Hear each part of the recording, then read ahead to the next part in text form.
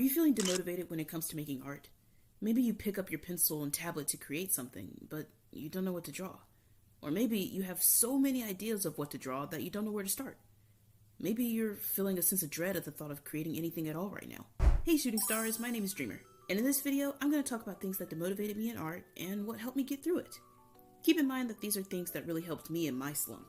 They may not help you, and that's totally okay. Do whatever you need to do to get back on track. Now then, without further ado, let's get started. And before you think it, no, I'm not going to say take a break, because I can't take a break from art even if I wanted to, and even when I do, it hurts me more than it helps. But maybe I'm doing something wrong, I don't know. Anyways, moving on. We like to call demotivation in art many things, but it's most commonly referred to as art block. If you don't know, art block is basically a state of either demotivation, dissatisfaction, or disinterest of art that a creator goes through. It can rise up for a number of reasons, and it comes for any and every artist, no matter how skilled or experienced you are in your craft. So let's get one thing straight. There is no avoiding art block. No matter what you do or how you try, art block is going to come for you at some point in your artistic journey. It's inescapable. In fact, trying to avoid it is a surefire way to get it to come for you even faster. Now you may be thinking, Dreamer, if art block is inescapable, what's the point of trying to draw? Why should I create something if I'm going to get demotivated? And that's a fair question. But nothing in life worth having ever comes easy, and the most beautiful of views often come from the steepest of climbs. Art block will happen some days, sure, but in these moments, we can find ways to regain our motivation and creativity, and we can push through and come out on top. So with that, I'm going to start listing some things that got me into art block and what helped me get out of them. And the first one is complacency. I'm going to be completely honest with you here. I've been in art block for the past 4 or so months. I've made and tried to start so many illustrations and only successfully managed to crank out a few that I'm proud of. A large part of this is because I was bored with my work. See, when I stay in a certain skill level for a long time, my brain tends to become complacent and lackadaisical, which then lowers my enthusiasm for what I'm doing. But I noticed something from the ones I was proud of. They were usually ones where I tried a new method or incorporated something I didn't usually use into the illustration. Maybe I used 3D models for reference. Maybe I looked at more artists' illustrations for inspiration. Maybe I learned a new coloring technique. Whatever I learned, I tried putting it into my next serious illustration, and when the results would turn out great, I would be so proud, because something new that I tried actually paid off.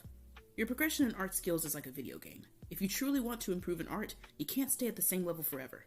So if you feel yourself beginning to become somewhat bored with your current skill, try leveling up. Expand your skill set.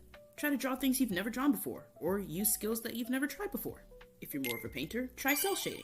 Do you draw people? Draw more objects, food even. This all depends on what it is you're wishing to do in the future, but try to gain more knowledge. The sky's the limit, and when you learn new things and try out new methods, you'll be excited to see how they work in your illustration making process, and you'll be eager to create again. At least, that's how it works for me. Another thing that harms me is comparison. This is actually more important than you think it is. I want you to do something for me. If you like to view a lot of digital art on social media, go to your Bluebird or your You of the Tube or the Talk of the Tick or the Gram of the Insta, or maybe even Chat of the Snap, if that's still relevant. And on your For You page or home feed or whatever, I want you to scroll down as far as you can and take note of how many objective beginners you see on your feed. And let me know if you find any. I genuinely want to know. But if your social media is anything like it was designed to be, your feed is going to only have illustrations from artists that have a lot of experience, or whose illustrations are very appealing to the eye.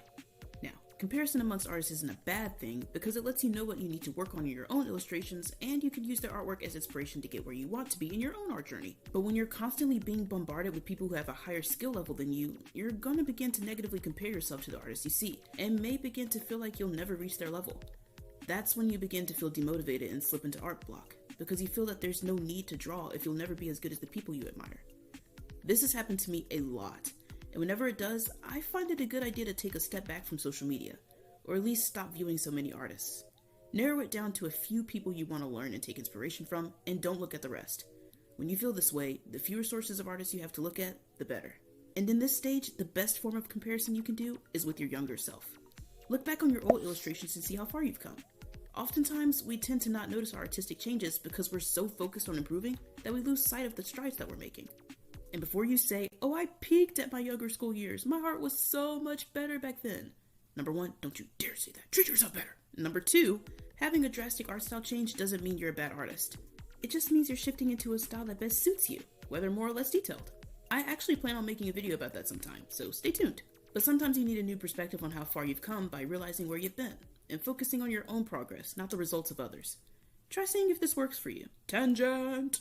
I hope you all had a very Merry Christmas and a Happy New Year's celebration. I know the holidays means different things to different people. For us believers, it's celebrating the birth of our Lord and Savior Jesus Christ. For others, it may be spending time with family and eating great food until you pass out. And for others, it may be the gifts you give and received. But I hope that you had a great time and that you enjoy bringing in the new year too. Question. In the song I'll Be Home for Christmas, do you guys hear where the love likely is or where the love light gleams? I feel like I've heard both being sung. Comment what you think. But anyways, back to the video. The final thing that makes me get art block is perfectionism. I have a bad habit of imagining things the exact way I want them to be drawn. And then the second things don't turn out how I want them to, I give up and lose motivation to continue the illustration. Same thing goes with my inspirations. I want my work to look as amazing and perfectly polished as theirs, so when it doesn't, I tend to want to abandon ship and quit drawing. And this sucks because when this mindset kicks in, I begin to think, if my art can't look the way I want it to, or can't look like this certain artist's work, if my drawings can't look perfect, then what's the point of drawing at all? And I check out. This really isn't the best mindset to have, because not every illustration you make is going to be jaw-droppingly awesome. You're gonna have sketches that never leave the drawing board. Works in progress that eternally remain works in progress. And that's okay. Masterpiece or no, with each drawing you make, you're taking steps further and further into your artistic journey. Each drawing you make is adding on to your experience and craft. And one day you'll be able to look back on those pieces and be thankful for them, because they helped you get to this point. Or you'll be like me, who laughs at them because of how bad they are. But do as I say, not as I do. So, what do you do to conquer this feeling of perfectionism? As humans, we are our own worst critics, so I'm sad to say that you can never truly get rid of it. But the best way to make sure the feeling doesn't come up as much as possible is to simply have fun. I know that sounds generic, but please hear me out. The illustrations I'm proud of aren't special to me only because I tried new things, but because I let go of my expectation of it looking perfect and enjoyed the process. Sometimes we get so caught up in the finished product that we lose sight of the process. When you teach yourself to relax and enjoy and just trust the process, you end up enjoying creating so much that no matter how it looks when you're done, you're satisfied either way.